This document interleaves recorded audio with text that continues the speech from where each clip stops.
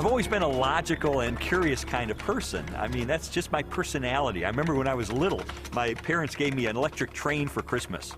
And then a couple hours later, my dad finds me in the garage, and I'm throwing the locomotive against the cement floor, trying to break it open. He said, "What are you doing?" And I said, "Well, I'm just trying to figure out how it works." I mean, my parents, because of all the why questions I would ask, finally went out and said, "Here," and they bought me an encyclopedia and said, "Look, the answers are in there. Go look for them. Go find them yourself."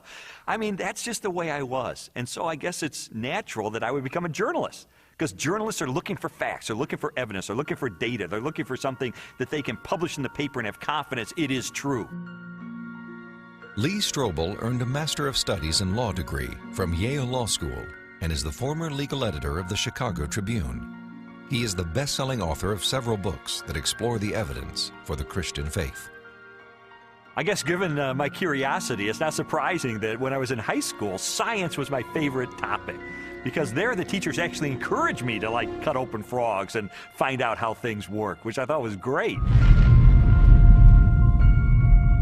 When I was a teenager, I had this deep trust in science, and I think part of it was prompted by the fact that I grew up in post-Sputnik America, where Eisenhower encouraged all young people to delve into science so we could catch up with the Russians. So to me, science sort of represented the empirical, the hard facts, the things that could be proven experimentally, and that was sort of the way in which I looked at life. I thought people who had faith, people who believed in supernatural things like God, I saw that as a sign of weakness because, you know, do you have any data to back that up? In the autumn of 1966, Strobel's interest in science led to a life-changing decision. I can take you back to the exact spot where I was sitting. It was in the third floor, overlooking the asphalt parking lot. I was in the second row, the third chair from the front, when my biology teacher recounted in great detail this experiment that had been conducted in the early 1950s at the University of Chicago. This experiment that impressed Strobel so deeply was one of the most famous in the history of science.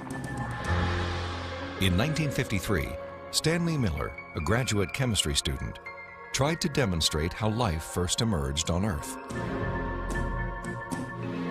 Miller attempted to reproduce the Earth's early atmosphere. He pumped hydrogen, methane, ammonia, and a small amount of water vapor into a maze of glassware. Then sparked the gases with electrical discharges to simulate lightning. After 5 days, he discovered what he had hoped for: a few simple amino acids, the basic building blocks of living organisms, had collected in the dark residue at the bottom of the glass.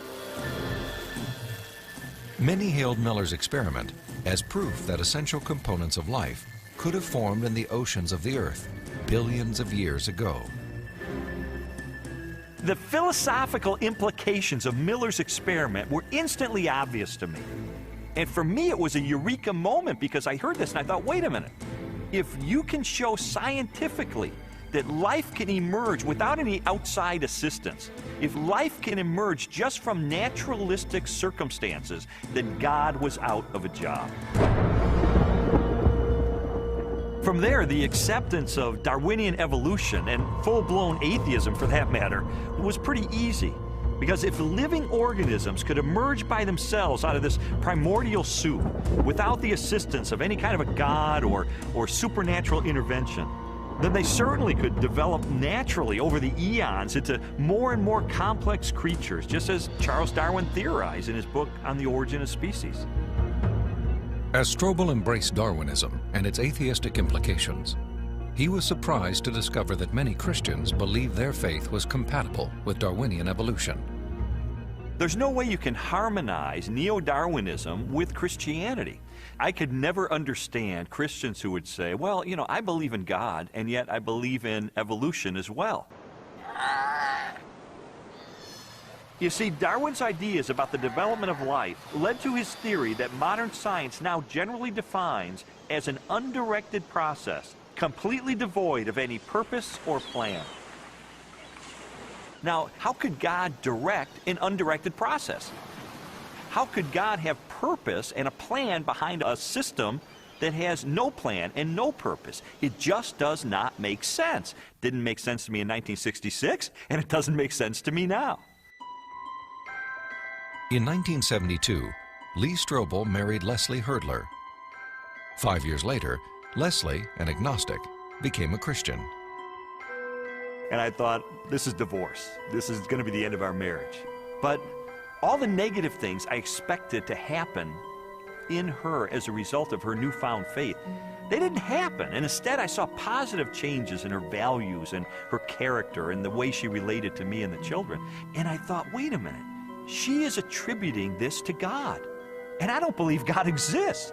And so that was the main thing that prompted me to say, maybe I need to really investigate this and get to the bottom of this and determine, is there really any rational way I could ever believe that this kind of a God really exists and really causes this kind of transformation in a human being?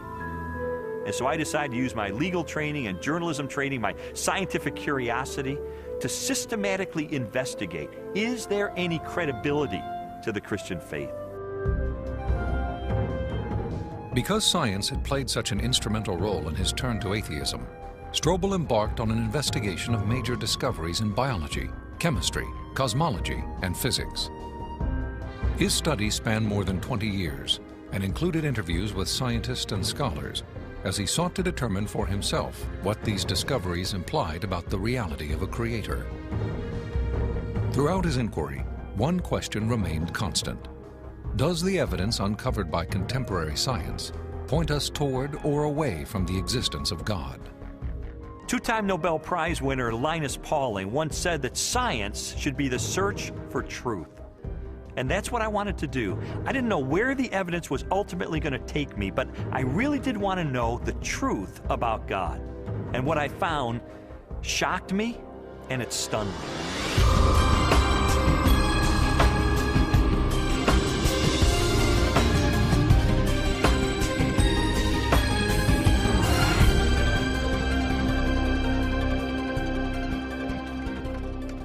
Strobel's search began with an examination of evidence that challenged materialistic theories of life's origin. He discovered that this negative evidence contradicted the textbook explanations that had once convinced him the blind forces of evolution could account for the creation and diversity of life on Earth. A good example of negative evidence is the 1953 Origin of Life experiment by Stanley Miller, the one that helped lead me into atheism in the first place. As biologist Jonathan Wells explained to me, Miller's experiment has now been thoroughly discredited. Stanley Miller put together a glass apparatus, and in that apparatus he put a mixture of gases that people at the time thought reflected the atmosphere of the early Earth. And those gases were methane, ammonia, hydrogen, and water vapor. But then the professional opinion of what was there on the early Earth changed. In the 60s, geochemists revised their hypothesis and decided that the hydrogen, being very light, would have escaped into outer space. The Earth's gravity isn't strong enough to hold it. And probably the early Earth's atmosphere then consisted of what we now see coming out of volcanoes today, namely carbon dioxide, nitrogen, and water vapor. Well, if the early Earth's atmosphere consisted of those gases, then Stanley Miller's experiment would not work. In fact, he himself tried it with those gases, and he found that he couldn't produce any amino acids at all. So the experiment falls apart once you use a more realistic mixture of gases in the apparatus. Miller's test has been repeated many times using the correct atmospheric components. The results are always the same. The amino acids that generated so much enthusiasm in 1953 do not appear. Even if Miller's experiment were valid, you're still light years away from making life. It comes down to this. No matter how many molecules you can produce with early Earth conditions, plausible conditions, you're still nowhere near producing a living cell. And here's how I know. If I take a sterile test tube and I put in it a little bit of fluid with just the right salts, just the right balance of acidity and alkalinity, just the right temperature, the perfect solution for a living cell. And I put in it one living cell. This cell is alive. It has everything it needs for life. Now I take a sterile needle and I poke that cell, and all its stuff leaks out into this test tube. You have in this nice little test tube all the molecules you need for a living cell. Not just the pieces of the molecules, but the molecules themselves. And you cannot make a living cell out of them. You can't put Humpty Dumpty back together again. So what makes you think that a few amino acids dissolved in the ocean are going to give you a living cell? It's totally unrealistic. Stanley Miller's experiment was not the only unsuccessful attempt to explain how life originated. Beginning with Russian chemist Alexander Oparin's work in the 1920s, theorists have also proposed chance, chemical attraction, and biological seeding from outer space as possible answers. Each has failed to account for how non-living chemicals could have arranged themselves into the most basic components of the first living cell. Strobel's research ultimately led him to conclude that materialistic explanations for the origin of life were deeply flawed. And his examination of negative evidence did not end with the question of first life. He also learned of weaknesses in the most celebrated icon of Darwinian evolution. In Darwin's book on the origin of species, there's only one illustration. It's called the Tree of Life. Darwin used it to explain how every species of animal and plant that ever existed on Earth had evolved from the same common ancestor through small, gradual steps over enormous periods of time. Even though Darwin's Tree of Life is included in virtually every biology textbook published over the last half-century, contrary to what we've been told, there is no conclusive evidence of the common origin of all life.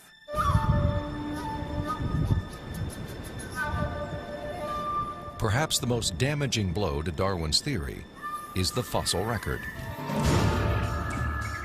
If all living organisms have descended from the same primitive life form, then the rock strata of the Earth should be filled with the fossilized remains of animals that were once part of a great evolutionary chain. A chain of small biological modifications, ultimately leading to a spectacular diversity of life.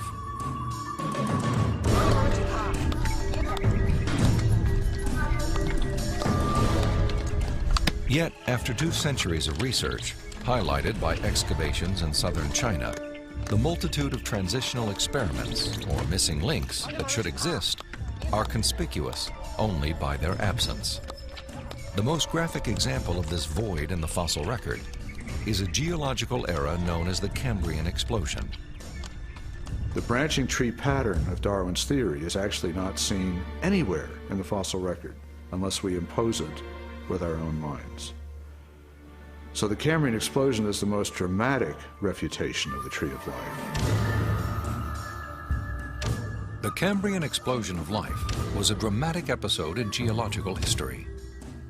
Usually dated at about 530 million years ago, the exquisitely preserved Cambrian fossils reveal that the body plans for virtually every major animal phyla appeared, not gradually and slowly as Darwin had speculated, but instead with astonishing suddenness. If we imagine the whole history of life on Earth taking place in one 24-hour period, the current standard estimates for the origin of life put it at about 3.8 billion years ago, let's say 4 billion. So if we start the clock then, our 24-hour clock, 6 hours, nothing but these simple single-celled organisms appear, the same sort that we saw in the beginning. 12 hours, same thing. 18 hours, same thing. 3/4 of the day has passed, and all we have are these simple single-celled organisms. Then at about the 21st hour, in the space of about 2 minutes, boom, most of the major animal forms appear in the form that they currently have in the present. And many of them persist to the present, and we have them with us today. Less than 2 minutes out of a 24-hour period. That's how sudden the Cambrian explosion was. In a geological instant, the animal kingdom leaped from small, relatively simple organisms to extraordinary creatures with spinal cords, compound eyes, and articulated limbs. The record of this explosion of life looks nothing like Darwin's slowly branching tree. Darwin's theory is that there's a tree of life, where you have one organism diverging into many other organisms and big differences appearing at the top. What we really see is from here up. This does not exist in the fossil record. If I were using a botanical illustration, it would be a lawn with separate blades of grass sprouting independently of each other. And those would be the phyla. Now, within each phylum, there is subsequent diversification. But even there, I don't see the branches connecting that would make them a tree of life. As scientists, it's not our job to force the evidence into a theory that just doesn't fit it. And so I have absolutely no desire or reason to uphold Darwin's theory at this point. I think what we're seeing today is a series of scientific discoveries that are opening the eyes of more and more scientists to say, wait a minute, I can no longer believe that pure naturalistic processes can account for the origin and diversity of life. There must be something else here. The challenges to Darwinian theory have led more than 600 scientists with PhDs from major universities throughout the world to sign a document titled A Scientific Dissent from Darwinism. It reads in part, "We are skeptical of the claims for the ability of random mutation and natural selection to account for the complexity of life."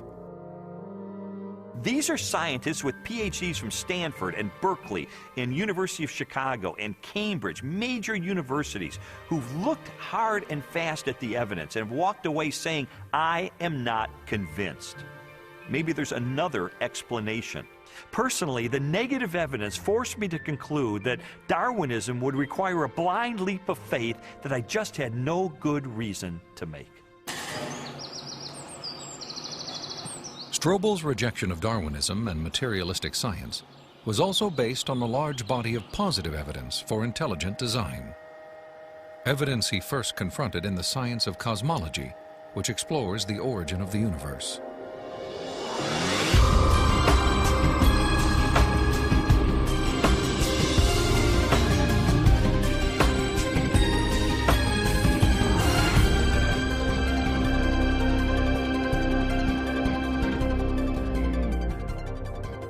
How did the universe begin?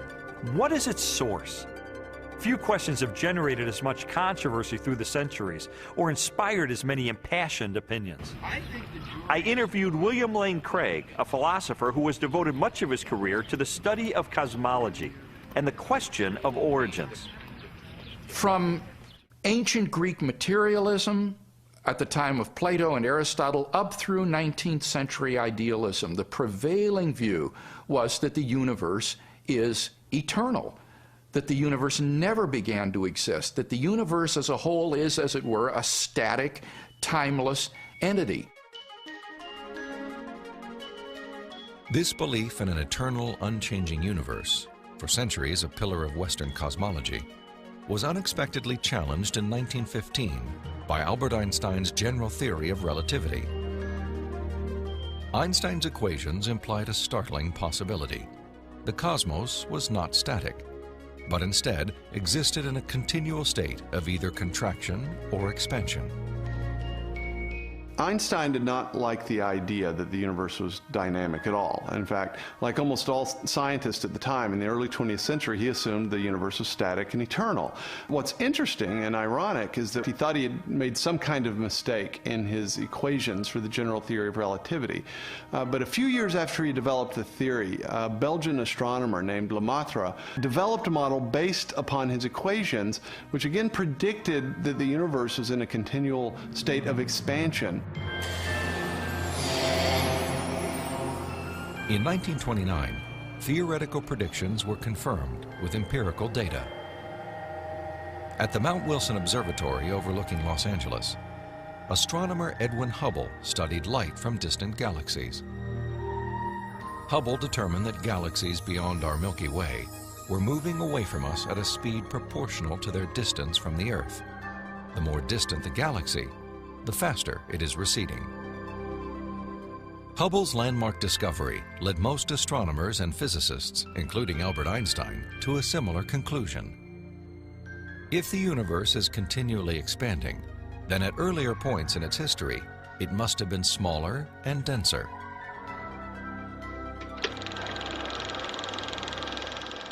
I think a good way to visualize this is to imagine that the history of the universe has somehow been photographed and made into a movie that we could play on a projector.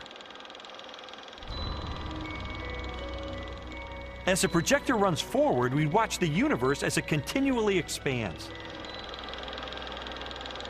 But if the projector were to be stopped and were switched into reverse to make the movie run backward, then instead of watching the galaxies move farther and farther apart from each other, we'd see them draw closer and closer together. As you trace this expansion back in time, the universe grows denser and denser and denser until finally the entire known universe is contracted down to a state of infinite density, which marked the beginning of the universe. At this point, which cosmologists call the singularity, all matter and energy, physical space and time themselves came into being. This literally represents the origin of the universe from nothing. So the startling implication of Hubble's discovery was the temporal finitude of the universe, that the universe had an absolute beginning at some point in the finite past. During the second half of the 20th century, other discoveries also pointed to a universe with a beginning. These images of the cosmic microwave background radiation document what most scientists now believe is the remnant heat generated during the universe's early history. Background radiation is found throughout the cosmos and indicates its expansion from a sudden, perhaps violent moment in time. This evidence for a finite universe has reaffirmed the conclusion of an ancient philosophical deduction. It is called the Kalam cosmological argument. The Kalam argument is deceptively simple in its formulation. It consists of basically 3 steps. Premise 1 is that whatever begins to exist has a cause. Something cannot come into being uncaused out of absolutely nothing. Premise 2 is that the universe began to exist. And the remarkable development that has occurred is that for the first time, we now have solid scientific evidence for the truth of that second premise, that the universe began to exist. And from those 2 premises, it follows logically, therefore, the universe has a cause of its existence. Whatever begins to exist has a cause. The universe began to exist, therefore the universe has a cause of its existence. And that points to a reality beyond the universe, a transcendent reality beyond space and time, and therefore non-physical and immaterial, which created the universe out of nothing and brought it into being. The implications of a finite universe, coupled with other discoveries of modern cosmology, have led many scientists to unmistakably theological conclusions.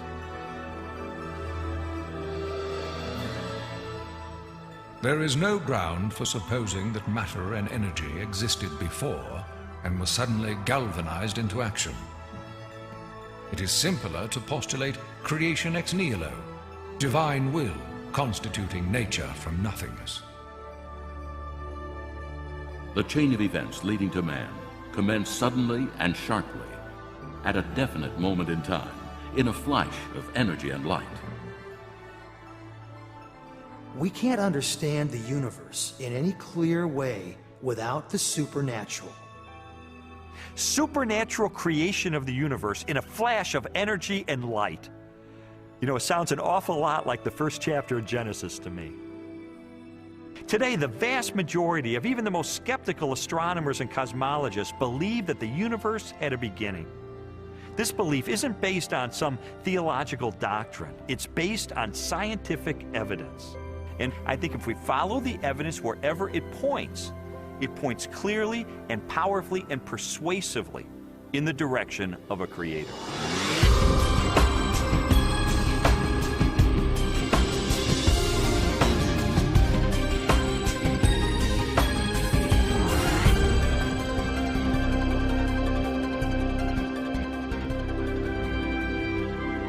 Since the beginning of time, all the matter in the universe has been governed by precisely balanced laws and constants.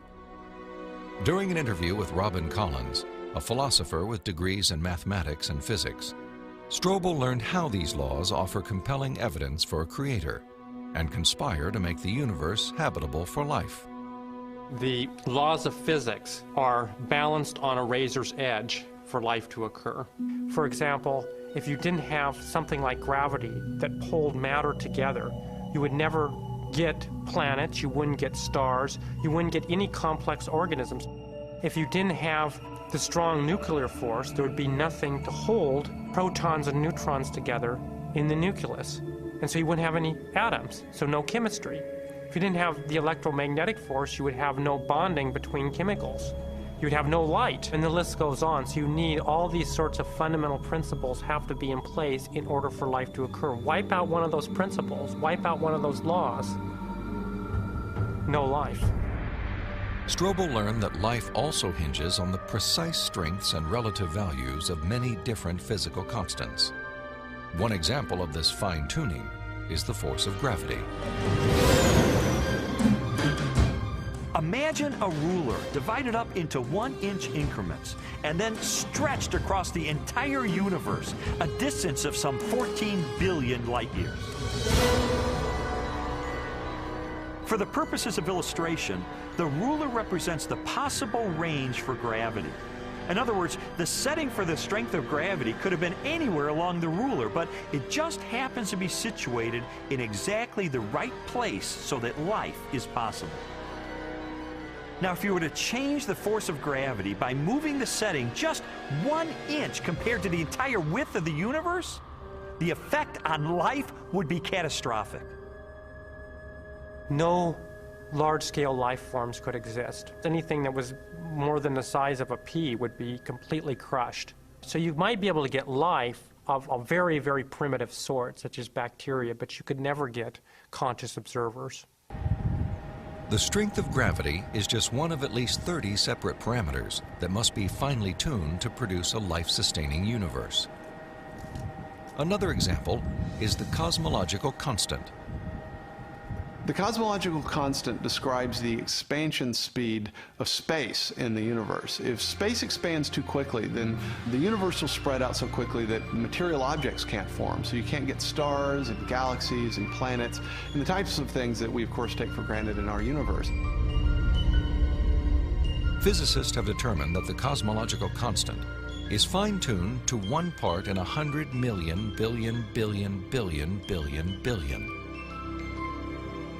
Such precision has been compared to traveling hundreds of miles into space, then throwing a dart at the Earth and hitting a bullseye measuring 1/trillionth of an inch in diameter, an area less than the width of a single atom.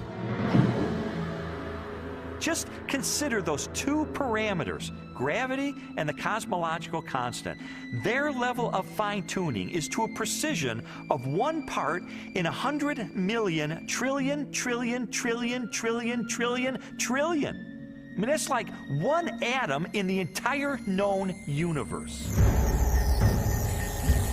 This fine-tuning is also evident at the atomic level. The strong nuclear force binds atoms together. If the strength of this force were to decrease by 1 part in 10,000 billion billion billion billion, the only element left in the universe would be hydrogen. Again, chemical life would not be possible. The fine-tuning of the laws and forces of physics is so precise that few theorists are comfortable invoking mere chance as an explanation, unless our universe is not the only roll of the dice.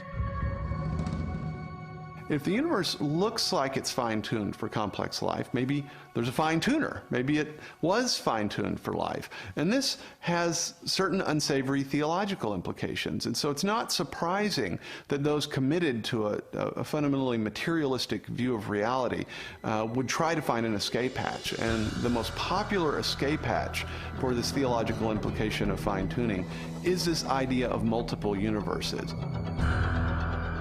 As its name suggests, the theory of multiple universes proposes that our universe is not alone.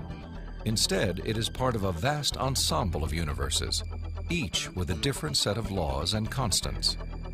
If there's only one universe, then the conclusion that the universe looks fine-tuned because it is fine-tuned is inescapable. But if our universe is just one of a vast set, then you seem to have more resources to play with. Chance gets a new lease on life. I sometimes try to imagine what physicists have in mind that postulate this idea of multiple universes. I mean, what would the generator look like that creates them? Maybe it's like a giant monolith that has dozens of different dials, each of which has to be set to the right physical constant. If we think of these parameters as dials, each of the dials is different. So if you produce enough universes with enough different dial settings, eventually, just by chance, you get one just right. So you might have to produce a trillion universes.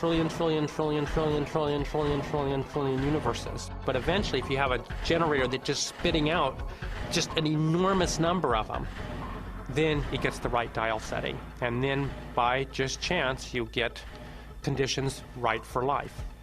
So it's a huge cosmic lottery. That's the idea. It's an interesting idea. I mean, there's really only one problem with it. There's no independent evidence that it's true. Besides, it really just pushes the question back a step, because we could still ask, who built the generator? The suggestion of multiple universes strikes me as a desperate attempt to explain away the obvious, which is that the universe is finely tuned by an intelligence to sustain complex life. An intelligence that must be beyond the constraints of time and space.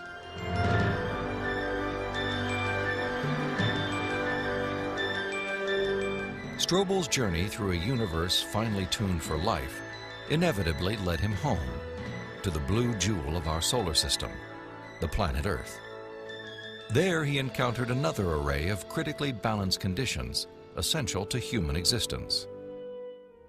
When I was an atheist, I saw planet Earth as being one of probably billions of planets just like it all over the universe. I saw our sun as being an average, undistinguished type of a sun. I figured as I looked up at the stars at night that there must be millions and millions of advanced civilizations out there. I just thought there was an ordinariness to our situation. This line of reasoning was totally consistent with my atheistic worldview. But what I learned later is that it's not consistent with what science is revealing about the Earth. Strobel's investigation caused him to consider the many conditions necessary for a life-sustaining planet. In the process, he was introduced to the science of astrobiology and astronomer Guillermo Gonzalez. I'm an astrobiologist, and what motivates me is just to examine the conditions necessary for life and look elsewhere in the universe and see if those conditions are met anywhere else. And the answer could be yes, and the answer could be no, and either answer is interesting. For more than a decade, Guillermo Gonzalez has researched the characteristics of a planet required to support complex life. Estimates vary, but a current list of these factors would number at least 20 and include an oxygen-rich atmosphere, liquid water and large continental landmasses, a home star of the right temperature and mass, an orbital path that is neither too far nor too close to the home star, a moon large enough to stabilize the tilt of the planet's axis and the movement of its tides, a magnetic field strong enough to deflect the sun's radiation, and a position in the relatively narrow habitable region of a spiral galaxy. All these factors have to be met at one place and time in the galaxy if you're going to have a planet as habitable as the Earth, which you need for complex and even technological life. Theorists have attempted to calculate the odds of all the necessary factors for life appearing at the same time on the same planet.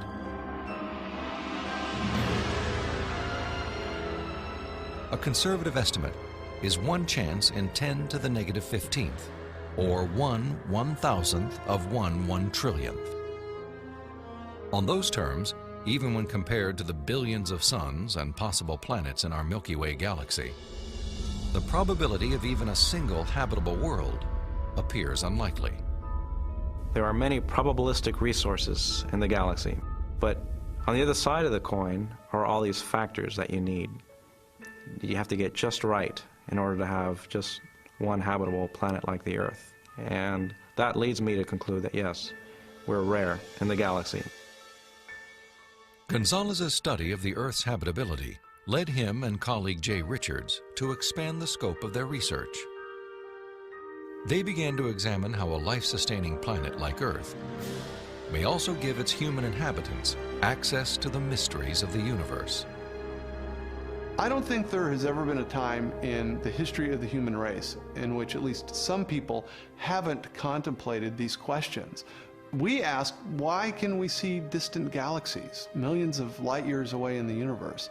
Why can we postulate what's going on inside atoms or inside black holes? Why are we able to discover things about the universe, to answer questions about its age? For most scientific discoveries that we're able to make, these sorts of things can't be explained in terms of the survival of the fittest of our distant ancestors.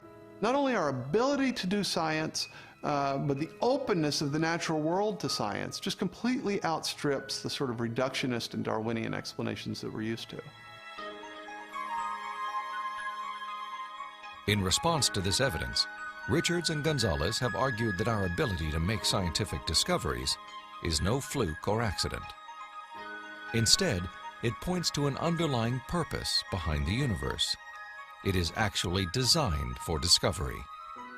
Guillermo Gonzalez and I spent several years pursuing a hypothesis that those rare things that life needs in a planetary environment, those things that make a planet habitable, also set up the best set of conditions overall for scientific discovery. There are many examples of this correlation, including our planet's oxygen-rich atmosphere, both a critical requirement for our survival and a transparent window that allows us to explore the distant universe.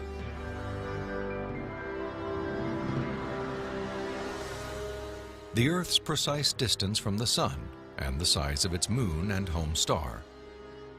These factors not only control our planet's temperature, axial tilt, and the movement of its tides, they also ensure perfect solar eclipses, phenomena that have provided scientists with invaluable data about the composition of stars and the properties of light. And our location in the Milky Way. The Earth is positioned between 2 spiral arms within a relatively small region where life is possible. As a result, we enjoy an excellent platform for clear, unimpeded views of our galaxy and the rest of the cosmos. I think God intentionally created a habitat for us that allows us to see Him through the creation that He has left behind. And this habitat is conducive for us to do scientific research. It didn't have to be that way, but it is. Why? Because I believe that by doing science, we find God.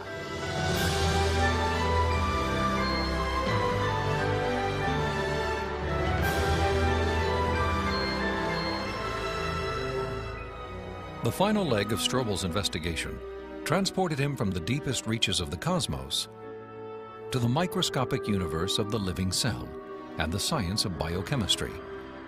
There he encountered more challenges to Darwinian evolution and new evidence of design.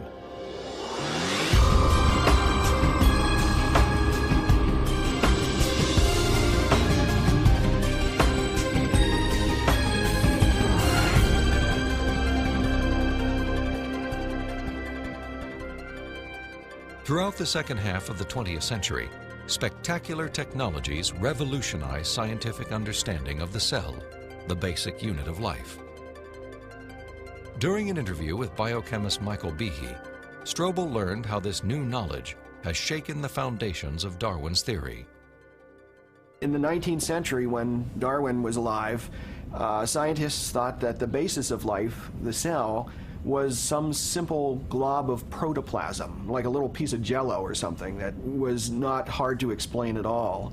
But with the hard work of science in the 20th century, we've seen that the cell is far from simple. It's got very complicated molecular machines and things that are very resistant to Darwinian explanation. Michael Behe has devoted his career to the study of the design and operation of the cell. He has also written extensively on the biochemical challenge to evolution. Most people have no idea of how small and complex cells are. A typical cell from you or me, called a eukaryotic cell, is probably 1/10 of the size of the head of a pin. And yet in that single cell, there are about 3 billion units of DNA making out the chromosomes. And those 3 billion units make the molecular machines of the cell, literally machines that make the cell work. With computer animation, we can enter the cell. Here, the staggering complexity of its molecular machinery is clearly seen. It's like going into an automobile factory. The factory has a large number of machines. The parts have to fit together in very specific ways to do their jobs, and if things go wrong, the cell is in big trouble. And just one cell is enormously complex, but humans, you and I, are made from trillions of cells, and those trillions of cells have to fit together in the right way and do their own job. Darwinism was a lot more plausible when we were thinking about globs of protoplasm than it is when we're thinking about molecular machines. Each of these biochemical machines is a masterpiece of engineering and nanotechnology. They are essential to functions as vital and diverse as vision, photosynthesis, and the production of energy in the cell. Michael Behe has studied several of these machines, including the flagellum, a remarkable rotary motor. I remember the first time I looked in a biochemistry textbook and I saw a drawing of something called a bacterial flagellum with all of its parts in all of its glory. It had a propeller and the hook region and the drive shaft and the motor. And I looked at that and I said, that's an outboard motor. That's designed, you know, that's no chance assemblage of parts. Behe's reaction was not surprising, especially when the bacterial flagellar motor is animated and magnified more than 50,000 times to display the details of its construction and operation. Howard Berg at Harvard has labeled it the most efficient machine in the universe. These machines, some of them are running at 100,000 RPMs and are hardwired into a signal transduction or sensory mechanism so that it's getting feedback from the environment. It's got some tail proteins which act as the propeller. When the flagellum rotates, these push against the water and therefore push the bacterium forward. And the motor uses a flow of acid from outside of the cell to the inside of the cell to power the turning. The bacterial flagellum has 2 gears, forward and reverse, water-cooled, proton motive force. It has a stator, it has a rotor, it has a U-joint, it has a drive shaft, it has a propeller. It's not convenient that we give them these names. That's truly their function. In all, about 40 different protein parts are required to build a flagellar motor. Half of them are constructor proteins, specialized mechanisms that assemble the flagellum's individual components. Since its discovery, biologists have tried to understand how a machine of such superb design could have arisen gradually, without foresight or plan, through the biological pathway Darwin envisioned. I think what Darwin was trying to show was that things that look designed aren't really designed, but that we can find naturalistic processes to account for the complexity of life. Darwin theorized that every part of every living organism evolved through natural selection, a blind process that acts upon random changes in the cell. Darwin believed that, given enough time, These random variations would transform the simplest cells into the great diversity of life that inhabits our planet. In his study of evolution and molecular machines, Michael Behe has raised a significant challenge to the creative power of Darwin's mechanism of natural selection. It is called irreducible complexity. Irreducible complexity was coined by Mike Behe in describing these molecular machines. Basically what it says is that you have multi-component parts to any given organelle or system in a cell, all of which are necessary for function. That is, if you remove one part, you lose function of that system. Irreducible complexity can be illustrated by a familiar, non-biological machine, a mousetrap. The trap is composed of 5 basic pieces: a catch to hold the bait, a strong spring, a thin bent rod called the hammer, a holding bar to secure the hammer in place, and a platform upon which the entire system is mounted. If any one of these parts is missing or defective, the mechanism will not work. All components of this irreducibly complex system must be present simultaneously for the machine to perform its function. Catching mice.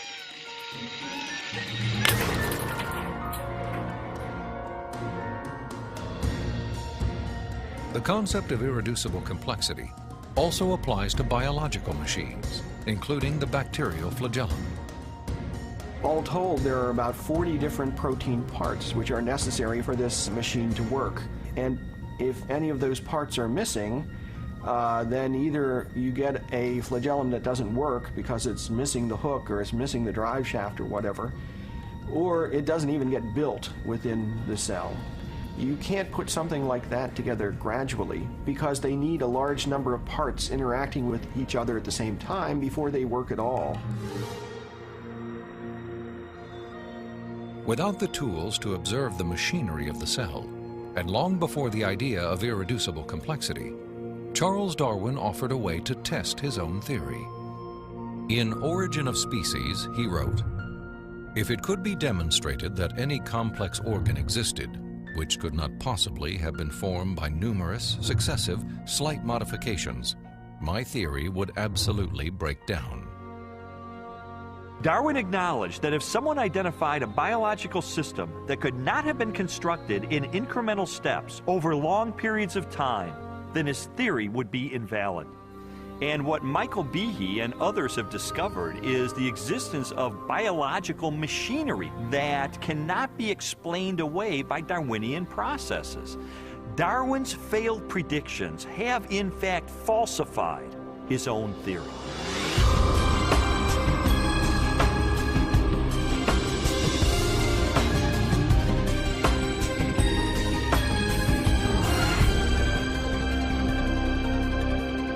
The existence of complex biological machines raises an obvious question. If natural selection wasn't the agent of their construction, then what was? The centerpiece of my investigation was an interview with philosopher of science, Dr. Stephen Meyer. Meyer, who holds a PhD from Cambridge University, brought me face to face with the most efficient information processing system in the universe. The DNA molecule and its language of life. The discovery of the information-bearing properties of DNA and RNA is a fundamental challenge to all materialistic theories of the origin of life. Neo-Darwinism and its associated theories of chemical evolution and the like will not be able to survive the biology of the information age, the biology of the 21st century. Meyer's conclusions are based upon his understanding of the DNA molecule and the genetic instructions that are locked within the nucleus of living cells. In 1953, when Watson and Crick elucidated the structure of the DNA molecule, they discovered that DNA was a carrier of genetic information in the form of a 4-character digital code. That is to say that DNA functions like a software program, only more complex than anyone has ever created or devised. For a biological system to run and operate, it needs genetic information to build the proteins and protein machines that cause the cells to maintain their function. This information is stored in a precise arrangement of 4 chemicals that scientists represent with the letters A, C, T, and G. Sequences of these chemicals provide the instructions necessary to assemble complex protein molecules that in turn help form structures as diverse as eyes, legs, wings, and hearts. This code has been called the language of life, and it is the most densely packed and elaborately detailed assembly of information in the known universe. Geneticist Michael Denton has estimated that the amount of biological information necessary to build all of the proteins in all of the species of organisms that have ever existed on planet Earth could be held in a single teaspoon. And we'd still have room left over for all of the information contained in every book ever written. The more I learned about DNA, the more I understood the significance of what Stephen Meyer called the most fundamental question facing biology today. Where did the information in DNA come from? How did it arise in the first place? Well, lots of people have wanted to explain the origin of information by reference to the laws of physics and chemistry or by reference to the chemical properties of the constituent parts of the DNA. But that would be like saying that you could explain the information in this morning's New York Times headline by reference to the physics and chemistry of ink bonding to paper. There is a chemical explanation as to why the ink sticks to the paper, but that does not explain the way the ink got arranged to convey a message that could be understood by speakers of the English language. Information requires a material medium, but it transcends the material medium. An explanation for the origin of the genetic instructions needed to build the first life is the holy grail of 21st century biology. Theories proposing that this information arose through natural selection acting upon non-living molecules, or the self-organizing power of chemicals in a primordial soup, have repeatedly failed. Even time and blind chance, the oft-invoked saviors of implausible biological scenarios, have fallen far short as accounts for the source of the instructions in DNA. Mathematicians, for example, have calculated that a universe filled with monkeys, typing relentlessly throughout the oldest estimated age of the cosmos, would have no realistic chance of producing Shakespeare's play Hamlet, let alone a transcript of the genetic information required to build even the simplest living cell.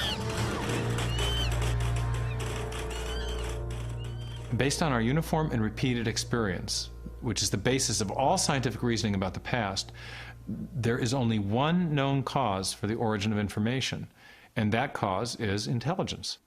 Whether we're looking at a hieroglyphic inscription, a section of text in a book, or a computer software, if you have information and you trace it back to its source, invariably you come to an intelligence. Therefore, when you find information inscribed along the backbone of the DNA molecule in the cell, the most rational inference, based on our repeated experience, is that an intelligence of some kind played a role in the origin of that information. The implications of the scientific evidence, coupled with Meyer's logic, are profound. If we are finding information inside every cell and every living creature, could that not be, in a sense, the signature of a creator?